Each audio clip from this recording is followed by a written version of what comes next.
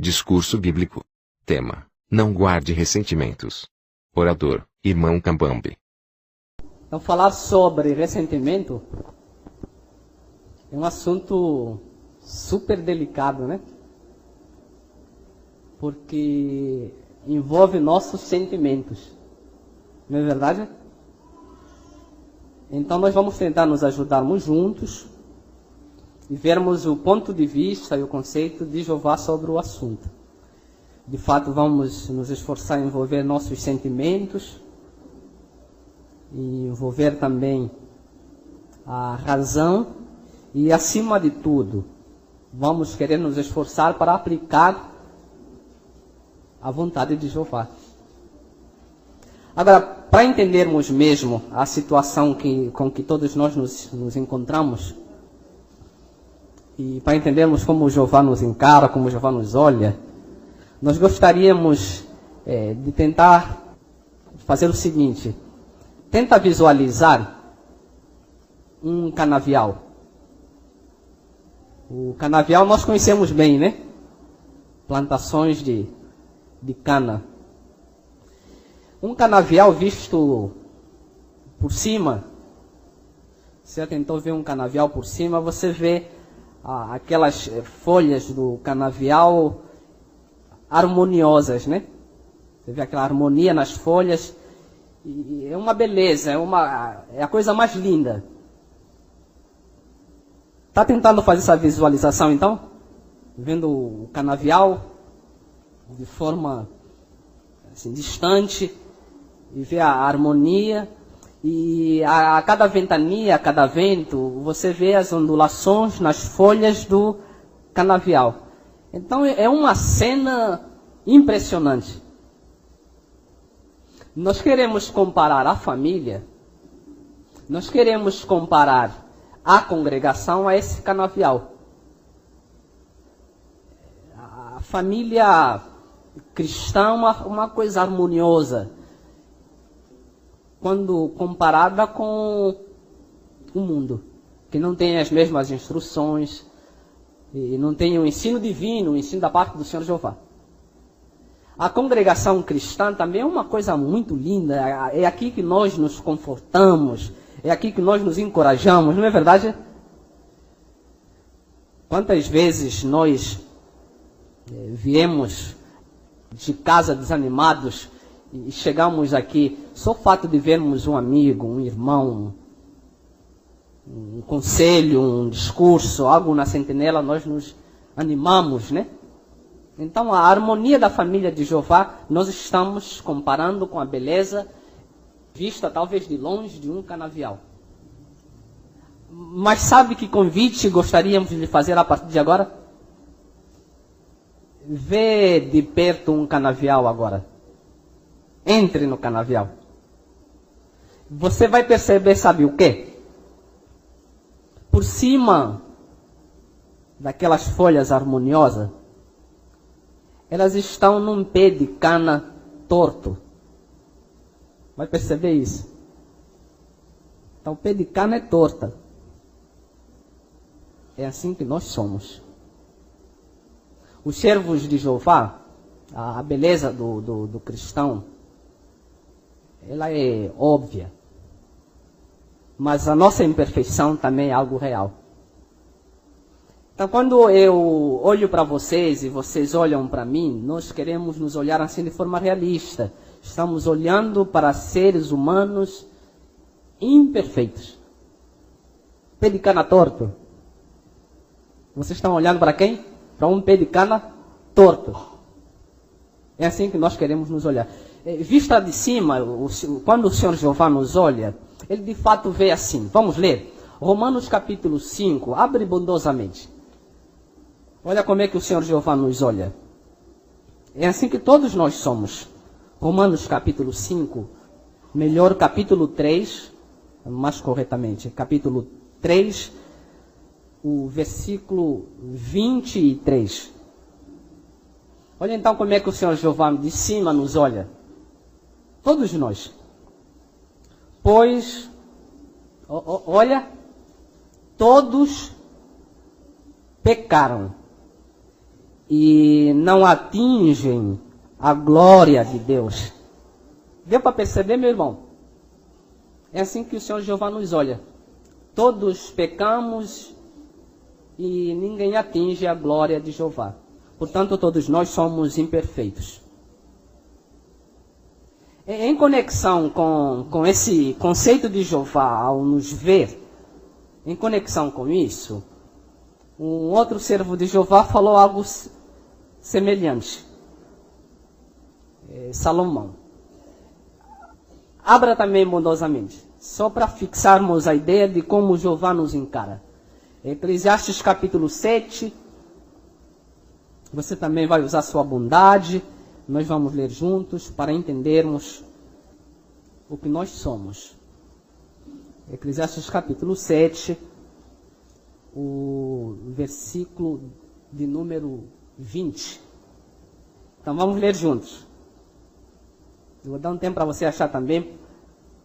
É interessante nós lermos juntos esse texto. Já achou então? Eclesiastes 7, 20. Pois não há nenhum homem justo na terra que continue fazendo bem e que não peque.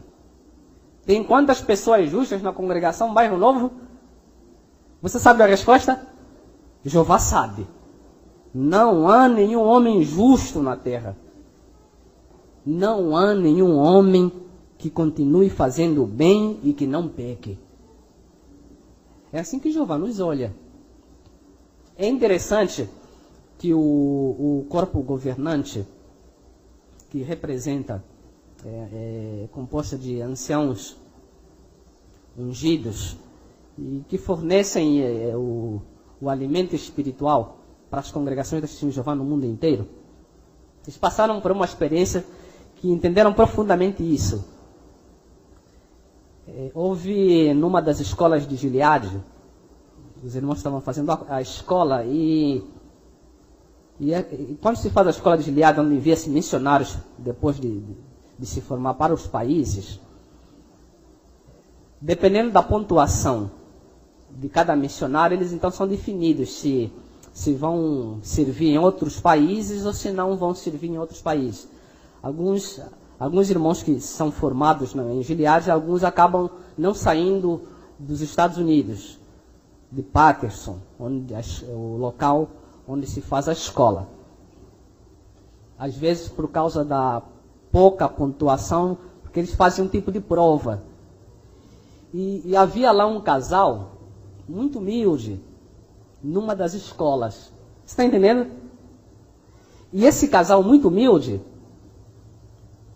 não foram muito bem nas provas, porque há umas provas lá, igual a escola de treinamento ministerial, que os irmãos fazem umas provas de matérias bíblicas, né? Esse casal que não se saiu muito bem, não foi designado então como missionário para servir num outro país. Sabe onde eles ficaram? O corpo governante, essa equipe de anciãos ungidos, designaram eles para ficar em Nova York, por eles não terem se saído muito bem. Havia um outro casal muito eficiente, e que tiraram notas bem acima da média, e eles foram designados para o exterior como missionários. Com o tempo, vou resumir a história, tá certo? Com o tempo, sabe o que aconteceu? Aquele casal humilde que ficou em Nova York, fizeram muitos amigos na congregação. Dirigiram bons estudos bíblicos.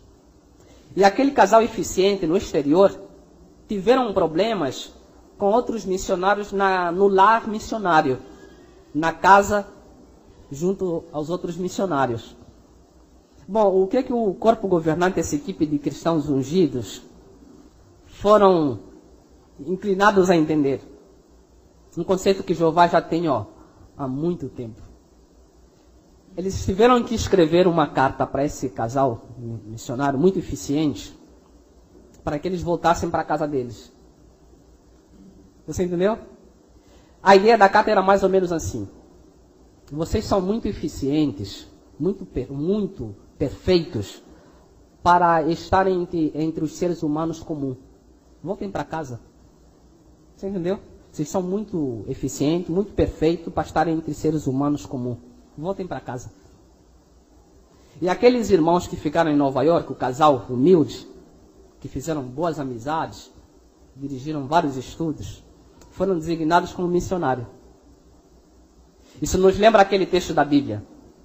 Jeová enaltece os humildes. Rebaixa, você lembra? Os orgulhosos. Portanto, não há lugar na congregação Bairro Novo e em qualquer congregação do povo de Jeová para pessoas muito eficientes e muito perfeitos. Porque nós somos seres humanos comuns. Posso repetir? Não há lugar para pessoas muito eficientes e perfeitas demais entre os seres humanos comuns. Porque nós somos seres humanos comuns. Imperfeitos. O que nós vamos entender hoje é como lidar então com sentimentos feridos. Às vezes alguém vai falar coisa proposital que vai lhe magoar. Outras vezes será de forma desintencional. Mas algumas vezes vai ficar claro que a pessoa propositalmente te magoou. Mexeu com sua dignidade. Agora, o que fazer? Bom, antes de mencionarmos o que fazer, gostaríamos de expressar para você, meu irmão, ou minha irmã, que já passou por tal situação, já foi humilhado de alguma maneira, talvez na família, ou talvez até na congregação. Nós gostaríamos que você entendesse assim. Ficar com o sentimento ferido é normal. Se sentir machucado é normal. Por quê? Porque nós temos sentimentos. Aliás, a palavra ressentimento vem de uma palavra hebraica que significa exatamente isso. Vem da raiz sentimento. A palavra ressentimento vem da palavra hebraica, palavra mãe, sentimento. Quando alguém mexe com o nosso sentimento, nós nos sentimos ofendidos, humilhados, às vezes nos sentimos indignos. Isso é natural. Minha irmã lá no fundo entendeu isso? Então, se sentir, às vezes, humilhado, humilhada e ofendido por isso, é natural. Agora, o que estamos aprendendo juntos, o que queremos aprender juntos, é como lidar quando o nosso sentimento é machucado. Como lidar com essa situação? Para vermos como lidar, nós precisamos também entender outra coisa.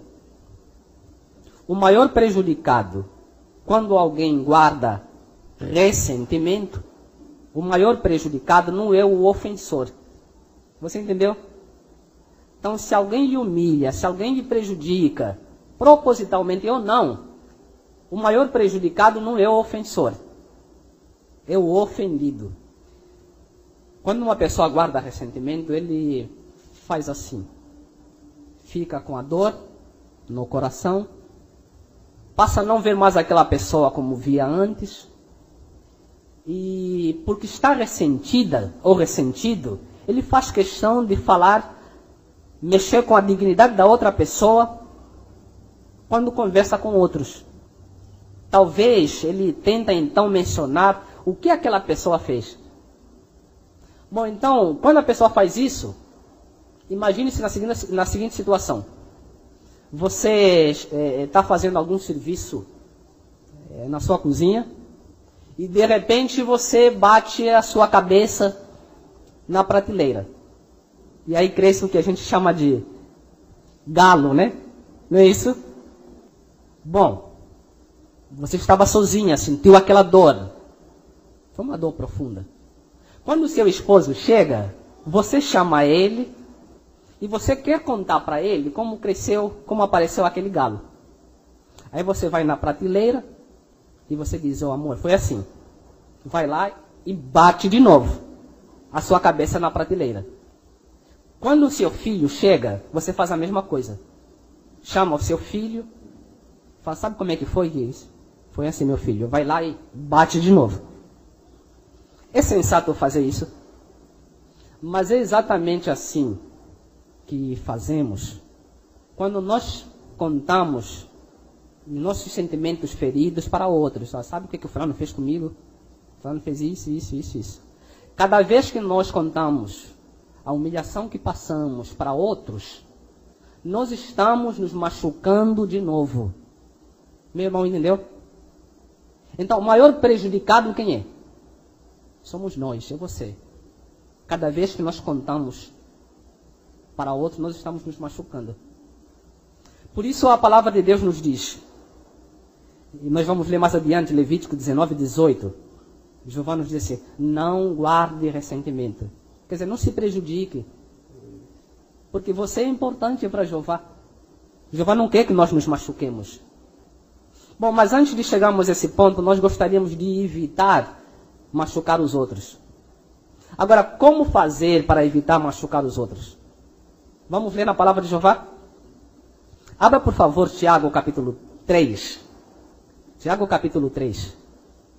Nós temos um órgão que nós vamos ler aqui. Ele é muito pequeno, mas ele é tão perigoso. Nós precisamos saber controlar. Você sabe do que nós estamos falando? Abra só, por favor, Tiago capítulo 3. Nós vamos ler o versículo 2 e depois o versículo 3 e 5. Pois todos nós tropeçamos muitas vezes. Se alguém não tropeçar em palavra, este é homem perfeito, capaz de refrear também todo o seu corpo. Se pomos freios nas bocas dos cavalos para que nos obedeçam, dirigimos também todo o seu corpo. Aí o versículo 5. Assim também, a língua é um membro pequeno, contudo, faz grandes fanfarrices. Vede quão pouco fogo é preciso para incendiar um bosque tão grande. Você entendeu? O versículo 2 diz assim, o versículo 3, que a pessoa que sabe usar sua língua, controlar sua língua, ele dirige bem o seu corpo. Se tivermos controles sobre a nossa língua, teremos controle sobre nós mesmos. Tem aqueles ditos populares, né? Que quando a pessoa fala pouco, erra menos. Não é assim mesmo? A sabedoria divina está dizendo isso. A pessoa que sabe controlar sua língua, ele controla seu corpo, prejudica menos os outros e prejudica menos a si mesmo. O versículo 5 diz que o contrário também é verdade. A língua é um membro pequeno e que faz grandes fanfarrices.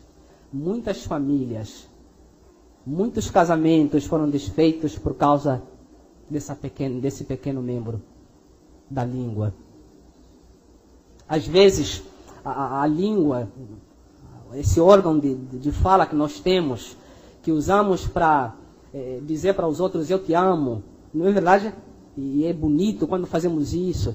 Esse órgão que nós usamos para dizer assim, Jeová vai trazer o paraíso, e é bonito quando nós fazemos isso. Esse órgão que nós usamos para dizer que Jeová vai acabar com as humilhações que nós passamos nesse sistema de coisa. E é lindo quando nós fazemos isso também. Esse órgão é capaz de ofender as pessoas que nós amamos também. Portanto, na África tem um ditado que diz assim, palavra mal falada é que nem tapa dado, nem Deus apaga. Você entendeu? Palavra mal falada é igual a um tapa dado. Diz, nem Deus apaga. Esse ditado nos ensina assim, antes de falarmos no casamento, entre marido e mulher, com os filhos, na congregação, nós devemos refletir. Eu devo falar mesmo isso? Preciso falar isso? É necessário falar isso? Nós precisamos refletir. Por quê? Porque palavra mal falada tem consequências irreparáveis, muitas vezes. Famílias são desfeitas, casamentos são desfeitos e boas amizades são estragadas. Aquele que consegue controlar suas emoções, ele ganha muitas coisas, ganha amizade, ganha respeito, mas aquele que não consegue controlar suas emoções, ele perde também suas ações. Ele se perde nas suas ações. Por isso que a Bíblia fala que, falando sobre palavras descontroladas, Tiago diz assim, que é sabedoria carnal. E diz que a sabedoria carnal é animalesca. A sabedoria humana, né? Carnal é animalesca. Porque você já viu uma pessoa chateada? Já viu uma pessoa chateada? Uma pessoa irada? Um marido irado, uma esposa irada, um filho irado, um irmão irado, já viu? Então, pense nisso e pense no que Tiago está dizendo. É animalesca, parece um bicho, né? Uma pessoa irada, se transforma, fica feio, né? A pessoa, você desconhece a pessoa irada, né? Não deixe chegar a esse ponto, não. A sabedoria espiritual, a sabedoria de cima, ela é serena. Ela é baseada nos frutos do Espírito Santo de Jeová. Ela não deixa sair aquela coisa feia. Não deixa. Você entendeu? Então nós conseguimos fazer isso, nós controlarmos nos esforçamos a controlar nossas emoções. Há uma história de um jovem, uma história real de um jovem chamado de o príncipe Guilherme de Orange. Já ouviu falar dele? Ele era dos Países Baixos, da Holanda. Vejam que o valor de nós controlarmos nossas emoções. Esse Guilherme de Orange, o príncipe lá da Holanda, há um monumento na Holanda em memória a esse Guilherme de Orange. Por que esse monumento? Uma vez ele estava caçando, esse jovem príncipe, Guilherme de Orange, estava caçando com o rei Henrique II da França. Eles estavam caçando. E o rei Henrique II da França falou sobre o seu plano diabólico, no meio da caça lá. Disse, olha, eu pretendo exterminar os protestantes da Holanda. Era uma coisa diabólica.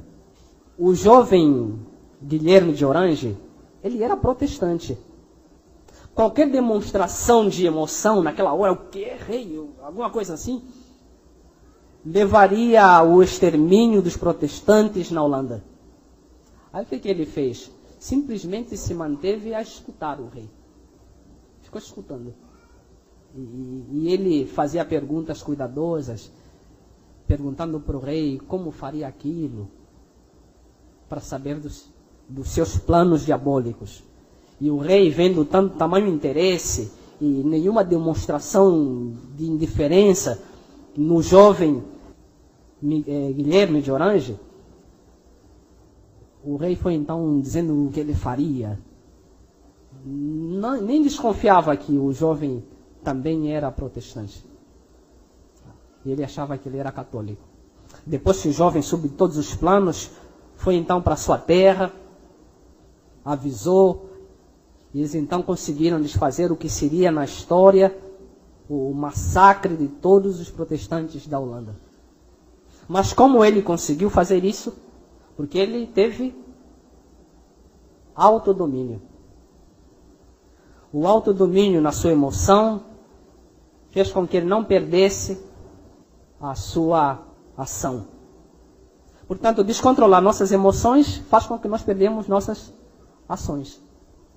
Depois nós ficamos lamentando, arrependidos, e às vezes estragamos boas amizades, bons relacionamentos. Agora, em geral, o que nós precisamos fazer para não guardarmos ressentimento? Imitar alguém que não guarda ressentimento. Tentar conviver com alguém, imitar uma pessoa que não guarda ressentimento é uma grande ajuda que nós temos. E posso lhe citar o exemplo de alguém que não guarda ressentimento? Posso? Sabe quem? O Senhor Jeová. Conviva com Jeová. Como? Estudando a sua palavra e vendo como ele lida com o seu povo, sem guardar ressentimento. Veja só o seguinte caso. Um servo de Jeová chega-se para Jeová e diz assim, eu estou cansado de te adorar. Eu estou cansado. Eu, na verdade, percebi que está perdendo tempo em prestar adoração. eu quero conhecer o mundo, me dê permissão para isso. Jeová dá. Na sua insistência, Jeová dá permissão. E esse servo vai para o mundo e faz o que não deve no mundo. Depois bate o pesar e diz assim, não é, na verdade, o bom mesmo é quando eu estava com Jeová. E aí? Aceitaria Jeová um servo assim? Veja a resposta do próprio Jeová na sua palavra. Abra, por favor, Lucas, capítulo 15. Lucas, capítulo 15. Você sabe que nós estamos falando da história do filho pródigo, né? Lucas, capítulo 15. A parte que cabe e aplica-se ao Senhor Jeová é apenas o que nós vamos ler. No versículos 21, o filho fala como se sentiu. No versículo 22, no papel do pai de Jeová, nós vamos ler agora. No 21, quando o filho diz assim, o filho disse-lhe, então, olha o que o filho diz, pai, pequei contra o Senhor e contra ti. Não sou mais digno de ser chamado teu filho. Faze-me de mim um dos teus empregados. O pai, papel do Senhor Jeová. Mas o pai disse aos seus escravos, ligeiro, fazei uma veste comprida, a melhor, vestiu com ela, e ponde-lhe um anel na mão, e sandália nos pés, e trazei o novilho cevado, e abatei-o, e comamos, e alegremo-nos, porque este meu filho estava morto, e voltou a viver, estava perdido, mas foi achado, e principiaram a regalar-se. Você percebeu? Ele falou, não, aprontem e façam o melhor, deem boas-vindas. O meu filho estava morto, mas se arrependeu. Só ali isso, palavras vindas do coração de alguém que guardou ressentimento. Jeová, de fato, é o grande exemplo de alguém que não guarda o ressentimento. Vamos tentar aprender a fazer isso. Os servos de Jeová devem usar mais ou menos 2 arquivos para colocarem os seus problemas. Um é o arquivo pessoal. O arquivo pessoal não é aconselhável fazermos. É daqueles que nós fazemos assim.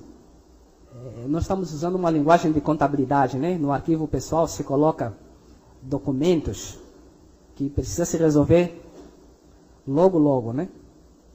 Então, quando nós colocamos os problemas no arquivo pessoal, nós estamos pensando assim. Alguém pisou em nós, né? Alguém nos machucou e nós, um dia eu te pego. Um dia ainda te pego. Você ficou na minha vista. E talvez a gente fale isso para os outros assim. Olha, eu nunca mais serei o mesmo com fulano. Quando nós falamos assim, quando nós pensamos assim, quando nós sentimos assim, nós colocamos o problema no arquivo pessoal. O outro arquivo é o arquivo pendente, também chamado de arquivo suspenso ou morto. Esse arquivo, nós colocamos os problemas que nós já superamos, ou os problemas que nós deixamos ou encomendamos para Jeová. Que Jeová cuida desse assunto. Você entendeu? Que Jeová cuida desse assunto. Não está mais na minha ousadia resolver isso. Que Jeová cuida desse assunto. E nós nos esforçamos a continuar nossa devoção a Jeová normalmente, confiando no nosso Criador, confiando de que Ele vê tudo. Uma outra coisa que nos ajuda para não guardarmos ressentimento é não darmos valor demais a nós mesmos. A pessoa ressentida geralmente fala para outra e diz mais ou menos assim: você percebeu logo comigo que ela fez isso? Logo comigo que ele fez isso. Mas pensa, se não fosse comigo, com quem seria? Você entendeu o ponto? Não dê valor a nós mesmos mais do que é necessário. É conosco mesmo que aconteceu. E por que não conosco? O Senhor Jesus Cristo disse sobre nós: qualquer coisa que nós fizermos, qualquer coisa maravilhosa que nós fizermos, mesmo na devoção que prestamos a Jeová, deveríamos pensar assim: eu fiz, mas eu sou escravo imprestável. Então fez conosco, porque nós somos o quê? Escravo imprestável. Não dê valor mais do que deveríamos a nós mesmos. Se aconteceu conosco, fazer o quê? Era conosco mesmo. Não se dê muito valor, não se dê muita importância. Quem é mais importante? Lembra? A palavra de Deus diz, considere os outros superiores.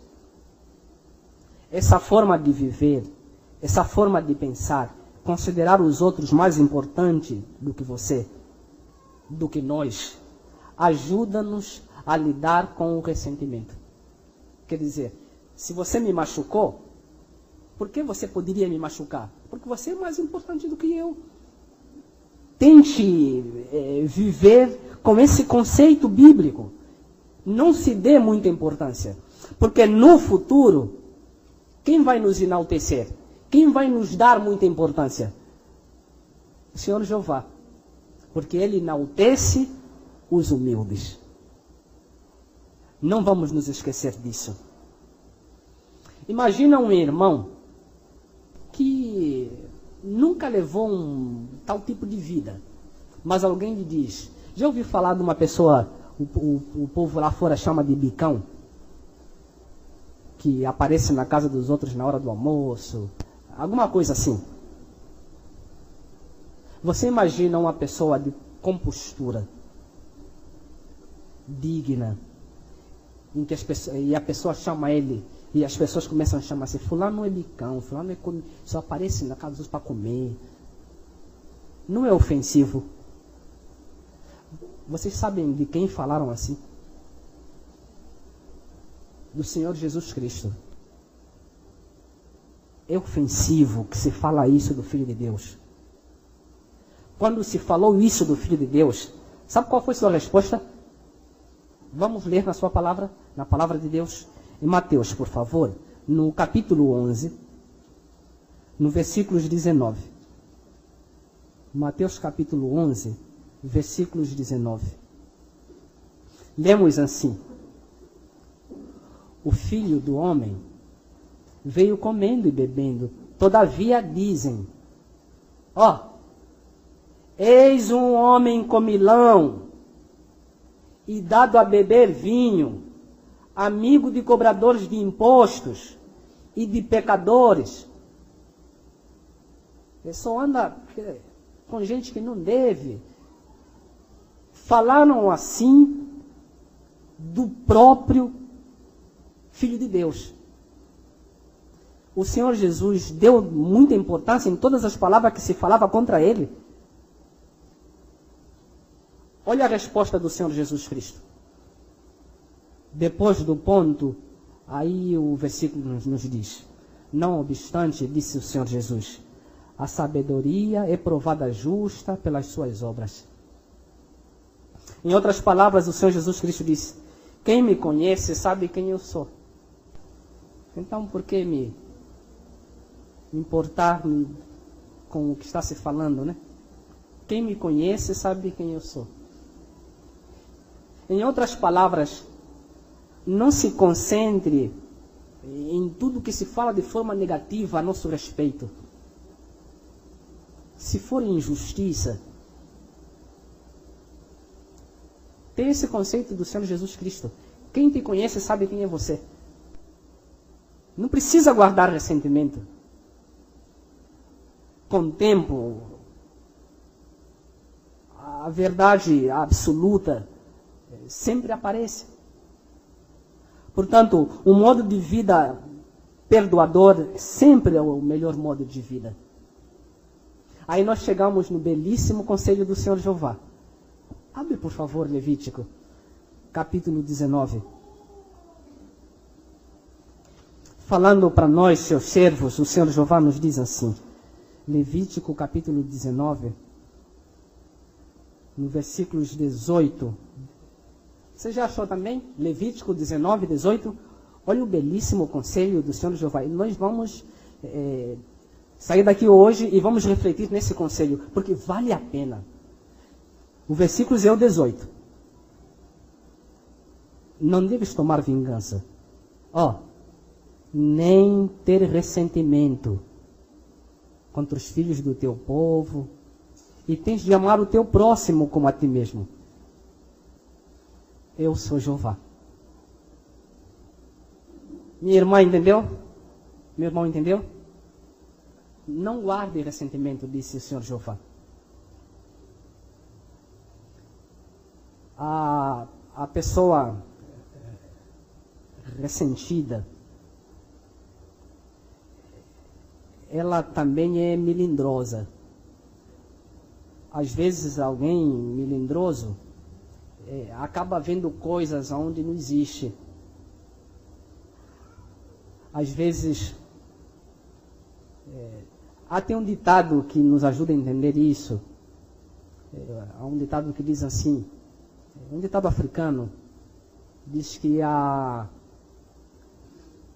falando sobre a pessoa melindrosa, diz que a suspeita cria um monstro na escuridão. A pessoa melindrosa, a pessoa que fica suspeitando, cria um monstro na escuridão. Você já percebeu uma pessoa que tem medo de ficar sozinho numa casa? Talvez sua esposa mesmo, seu filho, tem medo de ficar sozinho em casa. Não gosta de ficar sozinho. Então, se ele fica lá no sofá, de repente a cortina lá da sala, a cortina lá da cozinha se mexe, ele dá um cutucão no irmão. Olha, eu vi gente. Porque a suspeita cria monstro. Você entendeu? A pessoa suspeitosa, ele vê coisas onde não existe. Às vezes o irmão está lá conversando, uma irmã está conversando com a outra, e aí ele fica lá no canto, olha, elas estão rindo, olha. Ó, você pode ter certeza que estão rindo de mim mesmo. Ó, só ficam assim, quando ficam só as duas só conversando, só cochicando, e ficam falando de mim. E você chega lá e estão falando de outra coisa. Porque o melindroso vê coisas onde não existe. Não é melhor uma vida mais realista? E ser mais realista é ter o amor. O amor acredita. Nós queremos ter o amor que a Bíblia fala que acredita em todas as coisas. Embora o amor não é ingênuo, o amor não fica duvidando das pessoas, não fica duvidando dos irmãos. Não fica duvidando da esposa, não fica duvidando dos filhos. Não fica duvidando do marido. Nós chegamos num ponto de nossas vidas, e gostaríamos de passar isso para entendermos todos nós mesmos, que nós precisamos amar mais uns aos outros. Amar mais. O mundo desacredita nos outros, e nós não queremos cair no mesmo erro do mundo. Nós queremos amar mais, acreditar mais nos nossos irmãos. Quem está aqui porque ama Jeová. Tem algum amor a Jeová. E nós não queremos nunca duvidarmos disso. Esteja pronto para perdoar. Porque Jeová perdoa os perdoadores. No futuro, vai vir mesmo e vai existir mesmo o paraíso. Vai existir mesmo. Tenha convicção disso. E lá vamos ter duas surpresas. A primeira surpresa. Aquele que se achava. Aquele que humilhava. Aquele que se achava muito eficiente, muito justo. Não estará lá. E sabe qual é a segunda surpresa? Você está lá. E você vai talvez dizer para Jeová, como Jeová, você vai lembrar do dia que, sem querer, você falou alguma coisa que ofendeu meu irmão, você pediu desculpa, eu nem merecia, Senhor Jeová. Mas você está lá. E só lhe restará dizer para Jeová, obrigado.